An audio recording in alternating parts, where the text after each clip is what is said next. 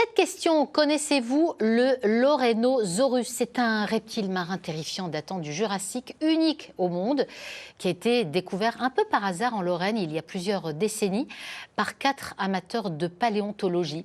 Des ossements qui ont mis des années à révéler leurs secrets. C'est le 4e et dernier épisode de notre série de la semaine signé Robin Droulez et Jean-Pierre Petit-Colas.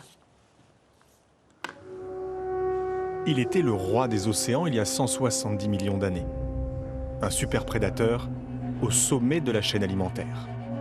Mesurant plus de 6 mètres, la mâchoire puissante, le corps massif. Son histoire commence en 1983 sur un chantier.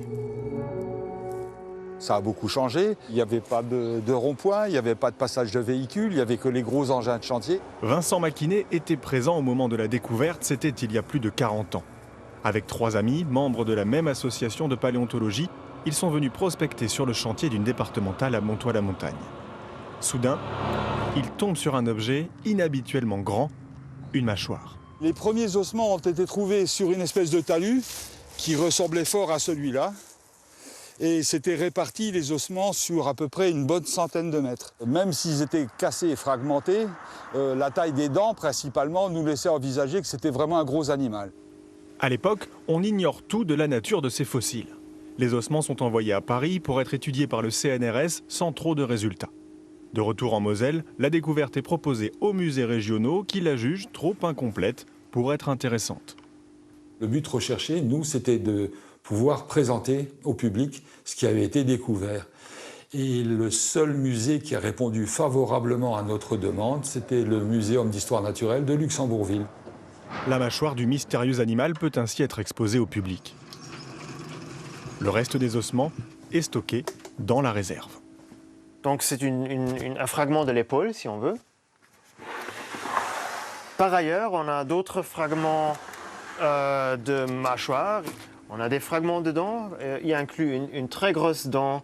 Puis on a des côtes cervicales, donc des côtes qui étaient au niveau du cou. En 1994, un paléontologue vient étudier sur place les fossiles et en déduit qu'il s'agit d'une sous-espèce de pliosaure, un reptile marin redoutable. Plus tard, en 2017, Ben Thuy et Sven Sachs s'intéressent aux ossements, convaincus qu'ils n'ont pas livré tous leurs secrets. Je suis allé au Luxembourg pour étudier le spécimen, ce qui signifie que j'ai réalisé une description, j'ai pris des photos. Et basiquement, j'ai réuni les informations dont je pouvais tirer quelque chose. Et il est apparu comme évident que ce spécimen était particulier. On n'avait jamais rien vu de tel auparavant. Grâce à leurs travaux, on apprend qu'il s'agit d'une toute nouvelle espèce qu'ils nommeront en 2023 Lorrainosaurus kelleni. Lorrainosaurus pour la Lorraine, Kelleni comme Kellen, du nom de famille du président de l'association des paléontologues à l'origine de la découverte. On s'imaginait l'importance de l'animal, la découverte de par sa taille, mais en aucune façon on pouvait s'imaginer que c'était un animal exceptionnel, qu'il était unique, représentant dans le monde entier de cette espèce-là. Il aura fallu 40 ans pour que le Lorrainosaurus se dévoile pleinement grâce à la passion des découvreurs et la patience des paléontologues. Pour autant, ces fossiles ont-ils vraiment tout dit ? Pour l'instant, l'histoire du Lorrainosaurus est racontée. On a fait tout ce qu'on peut d'un point de vue scientifique, mais vous le savez tous, la science progresse. Il y aura certainement dans les années à venir de nouvelles approches qui vont permettre de raconter une nouvelle histoire sur le Lorrainosaurus.